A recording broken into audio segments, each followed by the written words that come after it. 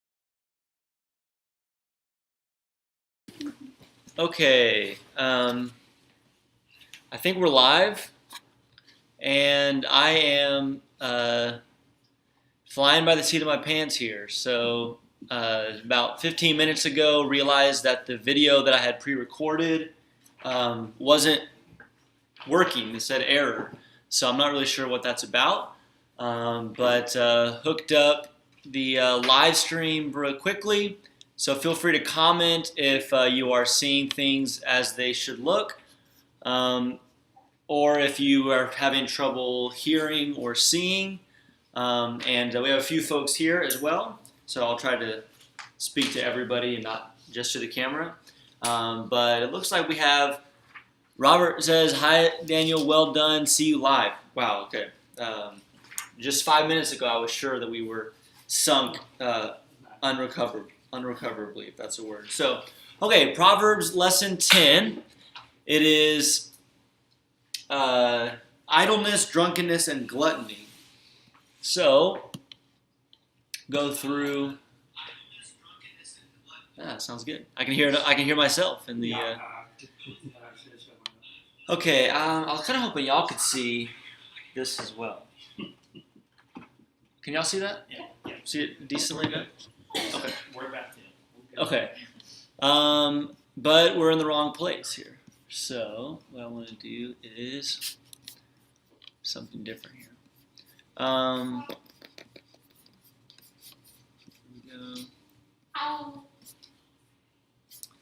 let's skip to where we want to be.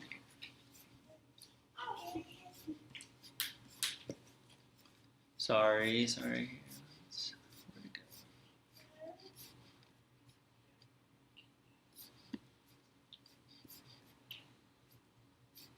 Oh, I see. We were at the end. We want to be at the beginning. Okay. Dora's on too, so we're good. If Dora's here, then we can carry on. Okay, here's where we are. I think this is where we want to be. And I'll show you the goals, or the goal for today's class is to understand the consequences of a lack of self-control. So basically with idleness and drunkenness and gluttony, what we're getting at, as we'll see, is that we can group these together and look at a lack of control, self-control, and various desires that get the best of us. And so the goal will be to understand that, how destructive it can be, and then to improve our self-discipline as well. We haven't done objectives in this class, but objectives are kind of like more specific facts and details that if you can get those, they're not the ultimate goal. The ultimate goal is the character formation. But if there's things that we can remember, facts that we can remember from tonight's class, then it'll help us to get those things in our minds, maybe in our hearts, and then help to change us. So that's what we want to do. Want to be able to list some things that rule over the sluggard, the drunkard, and the glutton. We want to talk about some things they all have in common, as well as talk about 3 principles of disciplined work. Okay, let's get into it then. It looks like we have about 20 people on, so hopefully if you were lost and the original video wasn't working, hopefully everyone's at least able to see this at some point. Let's talk about the sluggard. So on your handout there are some verses there, and the sluggard's a pretty familiar character in the book of Proverbs. And there are, as you might remember, some graphic detail or descriptions of the sluggard that are memorable. So 28:19 is the same as 12:11, or almost very similar to 12:11. He who works in the land will have abundant food, but he who chases fantasies lacks judgment. So the picture here is of someone that is he's a daydreamer, always has big plans, always has big ideas, but it's contrasted with the one who's actually doing something. So the sluggard is kind of always dreaming of some great thing, but never actually does anything. You might remember this picture. The sluggard says, "There is a lion in the road, a fierce lion roaming in the streets." Then it says, "As a door turns on its hinges, so a sluggard turns on his bed.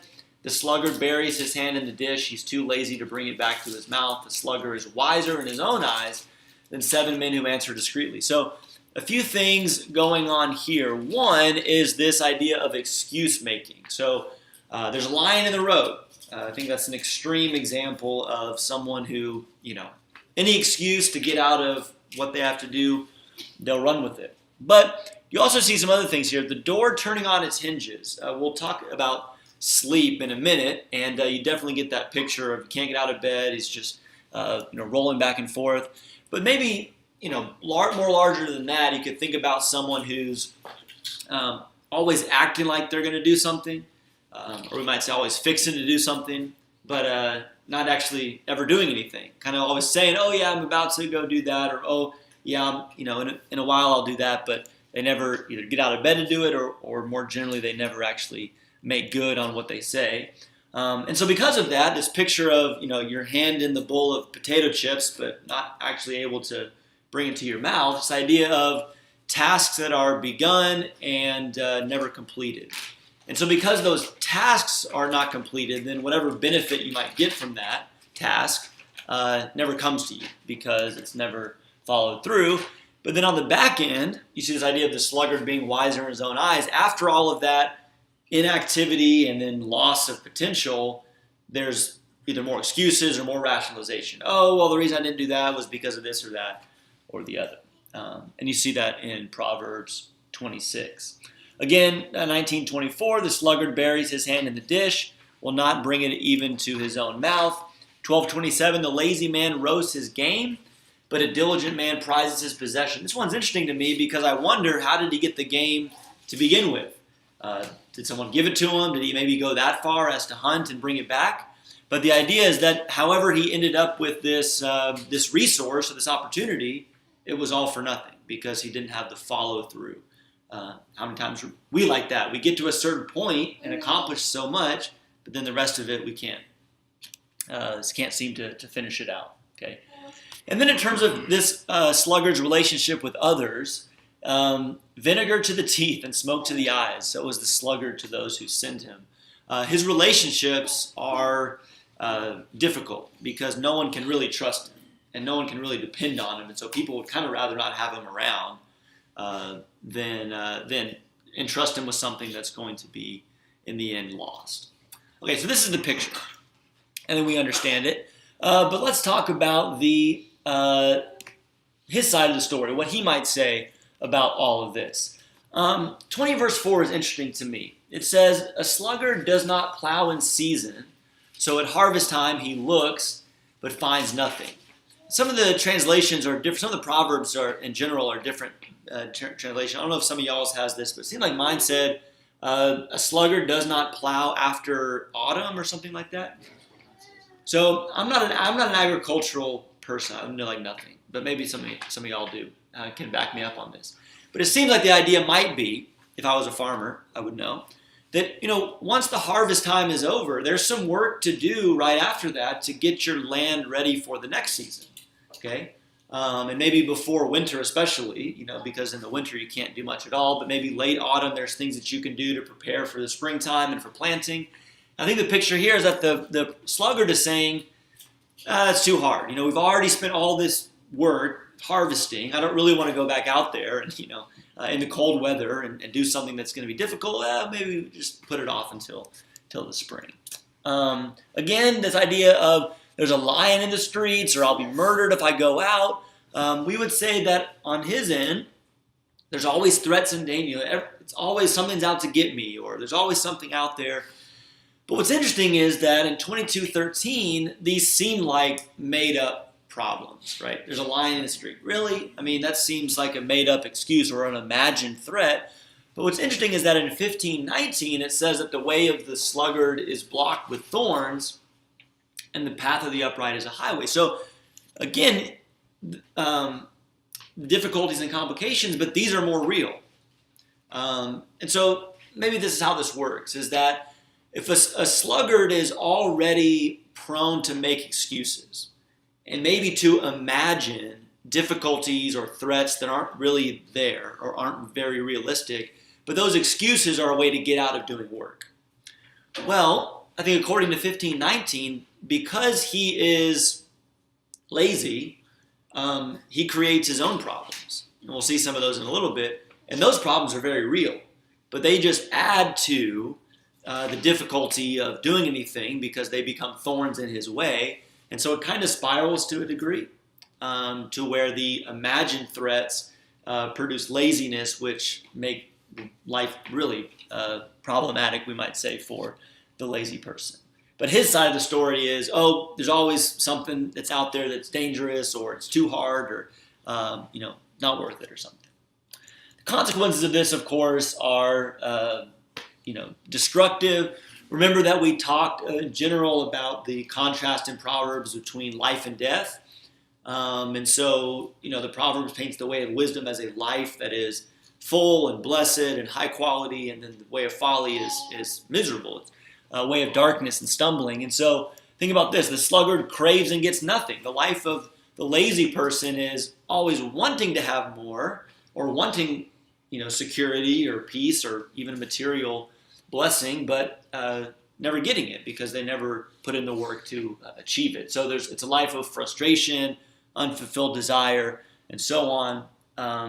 Another consequence here, diligent hands will rule. Chapter 12, verse 24, but laziness ends in slave labor. So someone who is not, doesn't have the initiative to get things done on their own is always going to have somebody supervising them. That's the only way they're going to get anything done. And that's annoying. No one wants to have someone always looking over their shoulder, checking their work.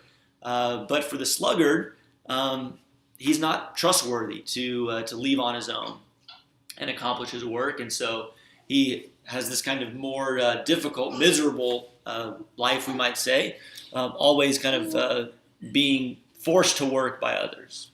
And then 28:19 is the other version of the verse we saw earlier in 12:11, that the one who chases fantasies will have his fill of poverty.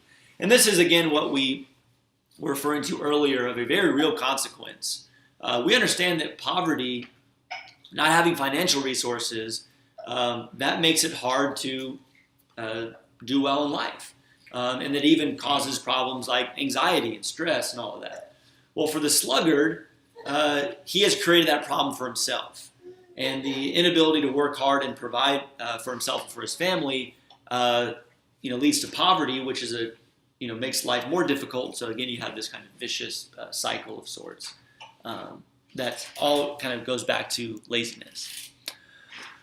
Okay, what's the real problem, or what's really at the heart of this? And you'll notice that if you look through a lot of these verses, this idea of sleep keeps coming up. So 10:5, he who sleeps in harvest is a disgraceful son. 20:13, do not love sleep, or you will grow poor. And then this more famous section in Proverbs 6, go to the ant, you sluggard, consider its ways and be wise. It has no commander, no overseer or ruler, yet it stores its provisions in summer and gathers its food at harvest. How long will you lie there, O sluggard? When will you get up from your sleep? A little slumber, a little folding the hands to rest. And poverty will come on you like a bandit, and scarcity like an armed man. I think literal sleep is being talked about in each of these. I mean, I think we probably all know somebody that has maybe slept through a job interview, or has a chronic oversleeping problem, and they miss this event or that thing, and it causes problems in their relationship. Or maybe we're this way. We just fail to be as productive as we could be because we can't get out of bed in the morning and make the most of that time. But there may be also something that's, again, larger here. If we think of sleep as a few different things. One, think about sleep as just a prioritizing of my own comfort and pleasure. I mean, that's kind of what we're doing in the morning when we hear the alarm clock and we don't want to go anywhere. Well, it's really more pleasurable or comfortable to just stay put, right? Or we might say that we're talking about a focus on the moment. Those two things go together. So in the moment, this is the most comfortable thing. There's no there's a lack of awareness of, later in the day or later in life. And so I think when we're talking about the sluggard, sleeping his life away, it's maybe more this in a big picture. There is a lack of activity and responsiveness or attention because the focus is all on, what's going on right here in the moment, what's most comfortable, pleasurable for me right now. And that makes us, when we live like that, kind of walk around in a drowsy haze that's, ignorant of, problems that we need to address, or opportunities that are out there, or problems in other people's life. And we're really just thinking about, what's good for me right now in the moment. And that seems to be the picture of the sluggard. And so you have pictures like this in 24 with the same phrase, a little sleep, a little slumber, a little folding of the hands to rest. But notice that comes after a description of the vineyard and wall and field that is abandoned, come to ruin. And that's the result of not working hard, is that life kind of crumbles around the sluggard. And in 18:9, interesting, one who is slack in his work is brother to the one who destroys. So the Proverbs associates laziness and idleness with destruction. And it not only you miss out on potential opportunity, but it destroys the kind of life that you do have, and is destructive even to others as well in a person's life. Okay, so that's laziness. I feel the need to ask for comments and questions, but y'all can do that later. We're going to get through this class first. So let's move on to drunkenness. And there's a longer description here that we have in 23, 29 to 35. So let's read it and notice some of the descriptors here. Proverbs 23, 29 to 35. Who has woe? Who has sorrow? Who has strife? Who has complaints? Who has needless bruises? Who has bloodshot eyes? Those who linger over wine, who go to sample bowls of mixed wine. Do not gaze at wine when it is red, when it sparkles in the cup, when it goes down smoothly. In the end, it bites like a snake, poisons like a viper. Your eyes will see strange sights, and your mind imagine confusing things. You will be like one sleeping on the high seas, lying on top of the rigging. They hit me, you will say, but I'm not hurt. They beat me, but I don't feel it.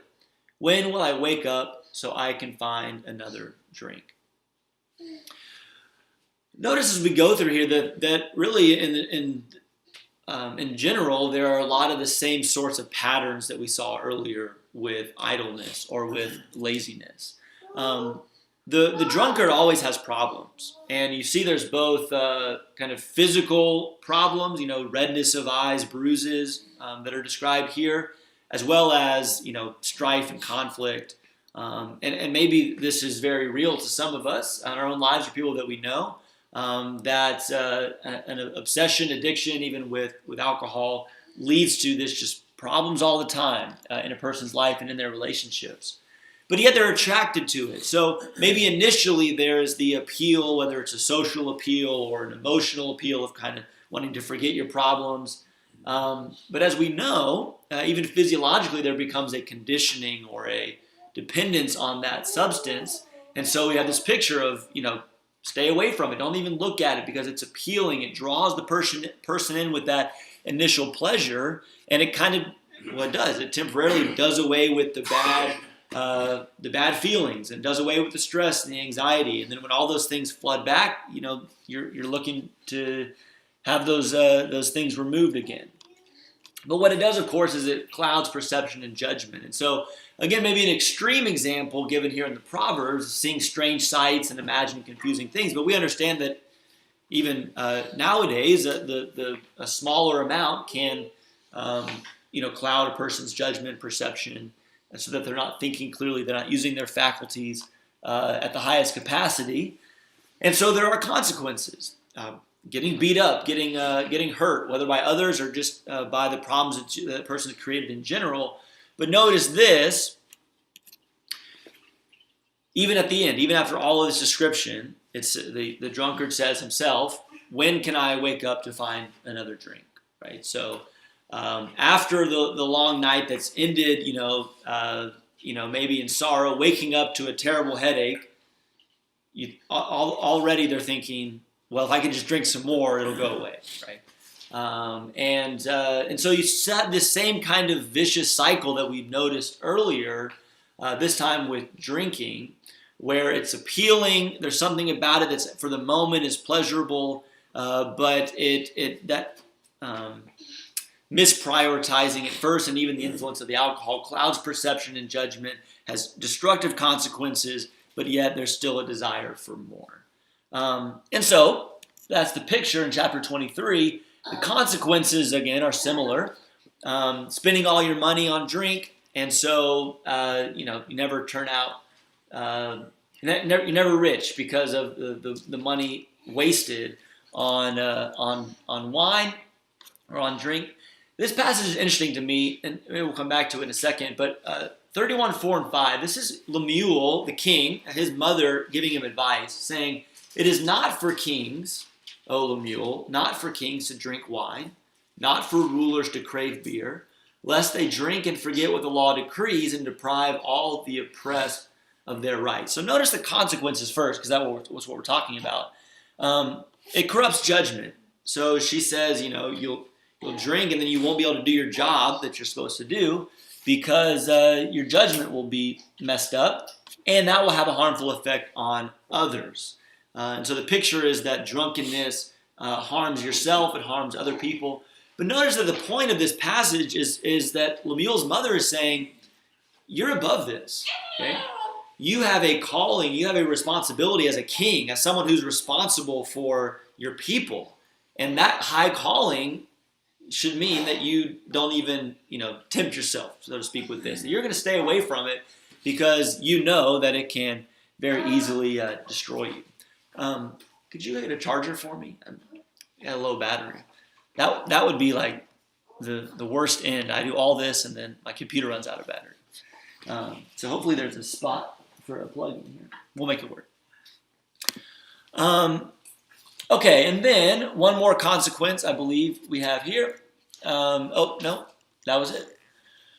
So drunkenness, the vicious cycle, and the poverty, destruction of relationship, clouding of judgment, all that stuff, and yet the drunkard wants to go back. So let's go on to gluttony. And I'll just say about it, this would be a longer conversation, I think. Thank you.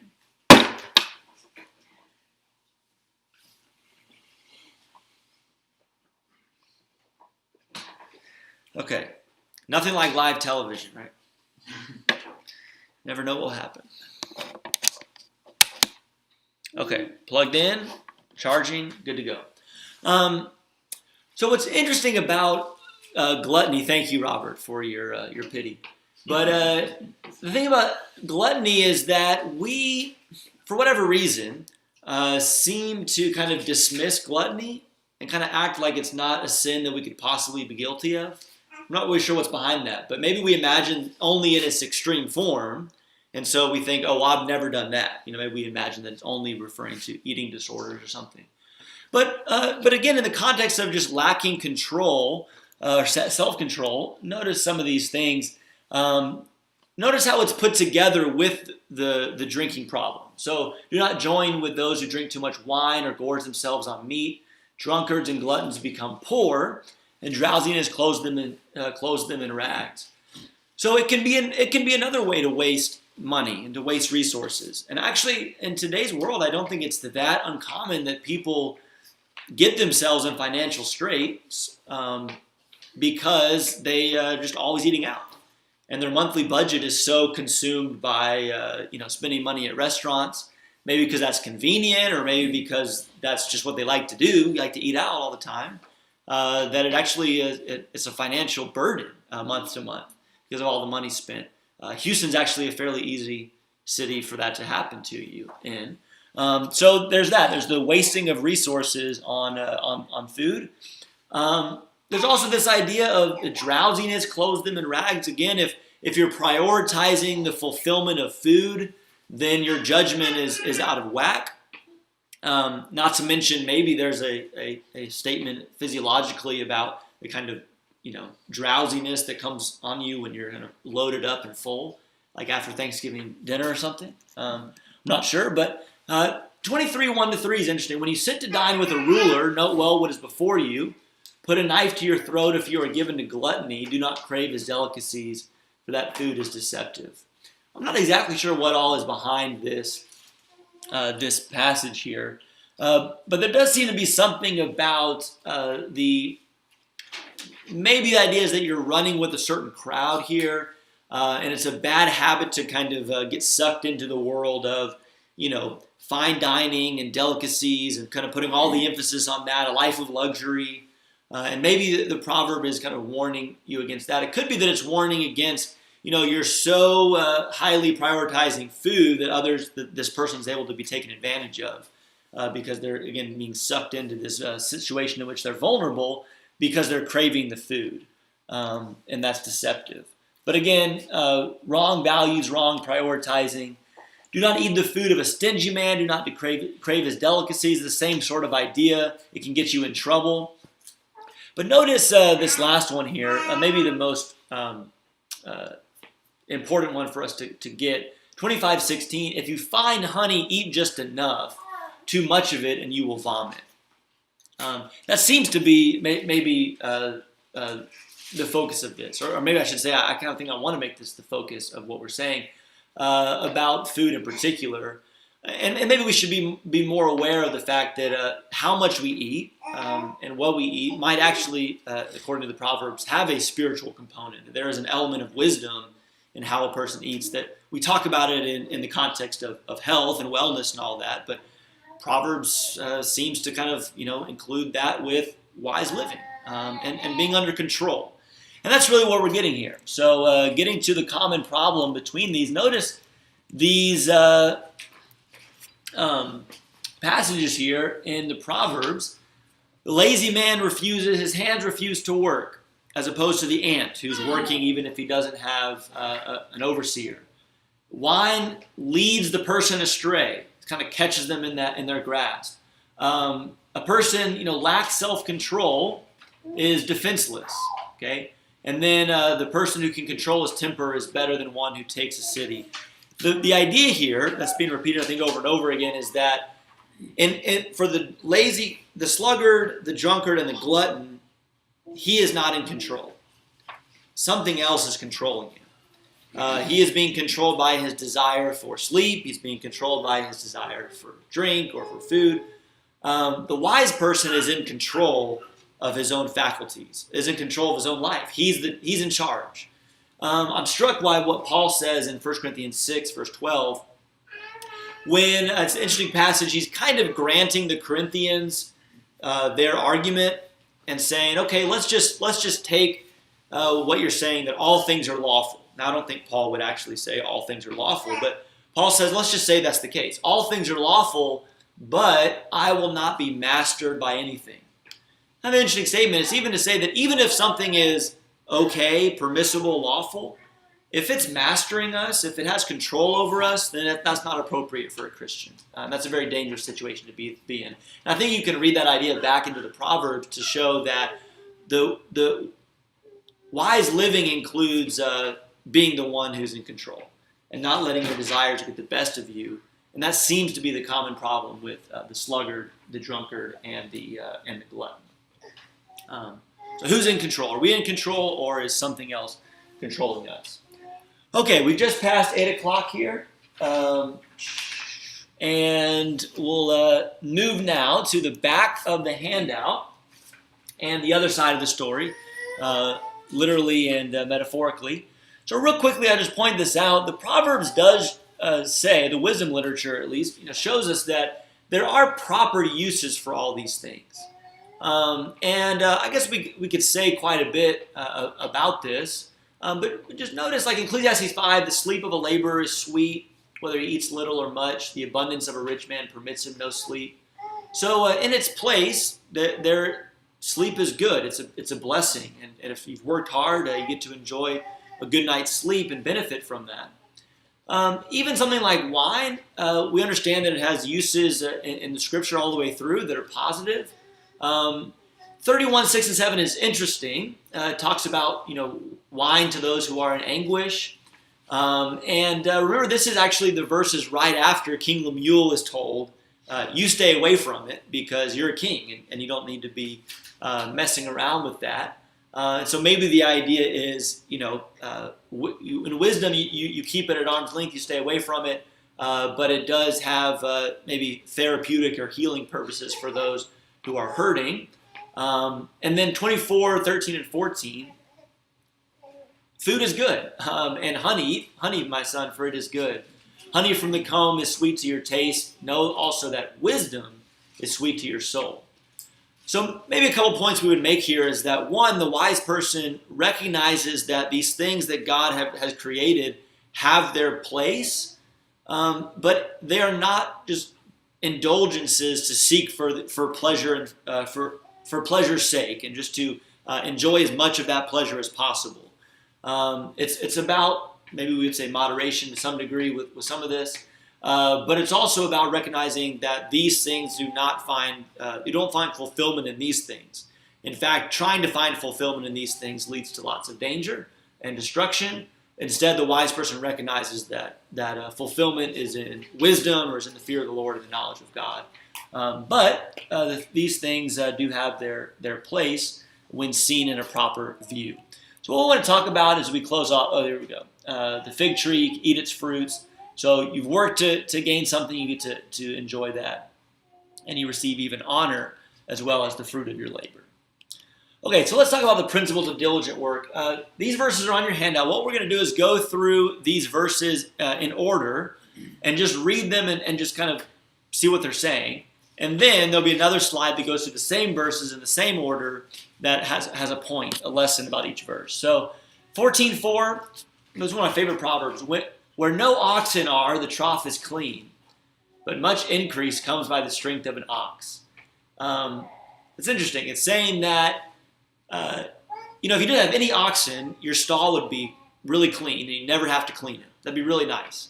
Except for with no ox, you get no work done. So having oxen is how you get work done, is how you feed yourself, but that also means you got to clean the stall afterwards. So my modern day example of this is, you want to never have to clean your kitchen? Well, eat out every meal, okay? But eating at home is good for several reasons, but it means you have to clean your kitchen. You have to do the dishes, anyway, we'll make the point about that in a second. Robert says it's similar to having kids, so I'm assuming he means lots of cleanup in different ways, but it's that's what you take on. 24:27, finish your outdoor work and get your fields ready. After that, build your house. Outdoor work, I think, would refer to crops. So have that in our minds. So take care of the fields and the crops first, and then worry about the house where you're going to be. You're sleeping and enjoying yourself. So again, we'll come back to these. But 27:23-27, we won't read all of it, but notice. Know the condition of your flocks. Give careful attention to your herds, and notice looking over the various resources you have, the lambs and the goats and the grass and milk and all that stuff. That proverb's all about paying attention to all of that and knowing what you have and knowing that well. 16:26, the laborer's appetite works for him. His hunger drives him. So here's a picture of a laborer that's motivated by the fact that he doesn't want to starve. That's what this proverb seems to be about. 21:5, the plans of the diligent lead to profit, as surely as haste leads to poverty. So do something quickly usually doesn't work out very well. Plans and diligence is the path to profit. 13:11, dishonest money dwindles away, but he who gathers money little by little makes it grow. So honest and hard work seems to go together, and then dishonest and hasty seems to go together as well. The wise person is adding honestly, even though that means going little by little. That's how he makes his wealth grow. 27:18, he who tends a fig tree will eat its fruit. He who looks after his master will be honored. This is a statement about working for somebody else. And caring not just for yourself and your own work and your own livelihood, but actually looking after the one that you're working. If you've been entrusted with the responsibility, seeing to him and to his needs and to his honor as well. And then 22:29, you see a man skilled in his work, he will serve before kings.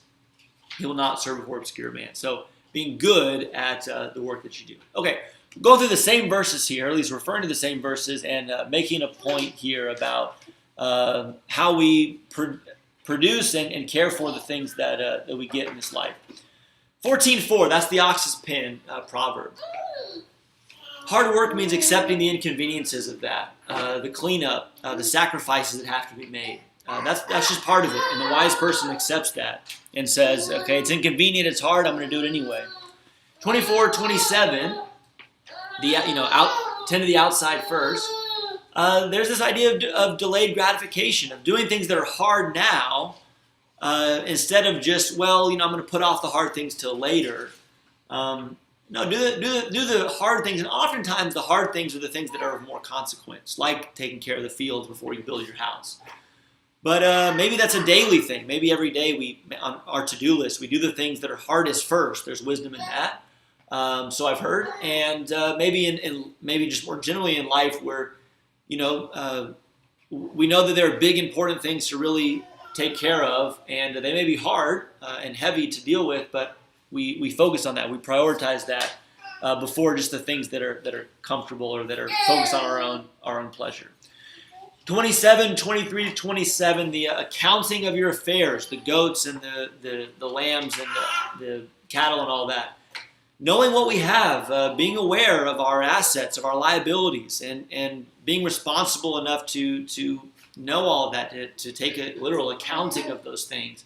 so that we know where we stand at all times and can take care of what has been entrusted to us. 16 to 26, this idea of hunger being a motivation. If there are no consequences, then there is no motivation to some degree. And so the skin in the game thing. So this was the example I thought of. If any of you are Dave Ramsey people, one of Dave Ramsey's tricks is the cash envelope system. So you get all your money for the month in cash, and you put it in envelopes for the different things you're going to need. So you need $200 for groceries or whatever, you put that in an envelope, and that's what you use for groceries. And so the idea is that if on the 30th of the month you're at the grocery store and you only have $19.25 left in that envelope, and your total is $25, well, you don't have the money to pay for it. You gotta make some choices, put some things back. And so that'd be one example of ways that we can kind of trick ourselves maybe, or force ourselves to have real consequences for not disciplining ourselves, and change our habits that way. 21:5, the plans of the diligent are lead to plenty. So this is going slow, being cautious, forethought, thinking ahead, going step by step. That's the next one. Little by little, it's got to be honest. Even if it's slow, we'd much rather make our money honestly and just have little by little than do something dishonest or hasty to try to get rich quick, according to the Proverbs. 27:18, this is looking after those that you work for, making the boss look good, honoring others as opposed to only being concerned about our own honor. There's some New Testament parallels that you probably can't even see on the screen because the type is so small. But 22:29, the skill. So getting better, making it a point to increase our abilities, improve our abilities in what we do, because the more skill that we have, the more productive we can be. Not only in our work that makes us money, but just in the work we have in life, for our families, for the community, for our churches. Getting better at what we do is part of good, hard, honest work as well. Okay, so we're about done here. So goals and objectives, just kind of think back to see if we've accomplished any of this. Do we understand the consequences of lacking self-control? Maybe a little more motivated, determined to improve our self-discipline. And then in terms of the objectives, could you do this if I asked you? Maybe I'll ask these people here, maybe not. But could you list the things that have control over the sluggard, the drunkard, and the glutton? Could you list the things that these three groups of people have in common? And then could you list some of the principles of discipline work? Okay, so we will end as we normally do with a discussion question. So I will stay live, so the question will stay up, but I'll mute myself. And you can discuss, if you're with other people, you can discuss this. What disciplines, habits can we cultivate in our life to avoid being mastered by our own desires? So if the goal is to be in control, what is it that we can do to make sure that we are in control and we do stay in control of our own desires and our own lives, as opposed to falling into a bad way where we are controlled by our desires? Okay, so that's the end of class. Feel free to discuss if you have people to discuss with. You can also put something in the chat if you would like to, an answer to these questions. But I appreciate everyone's patience with the technical difficulties. I think we made it work, and as always, this video will stay up to be accessed later if you weren't able to watch it tonight. So thanks, and we'll see you next week. Or earlier.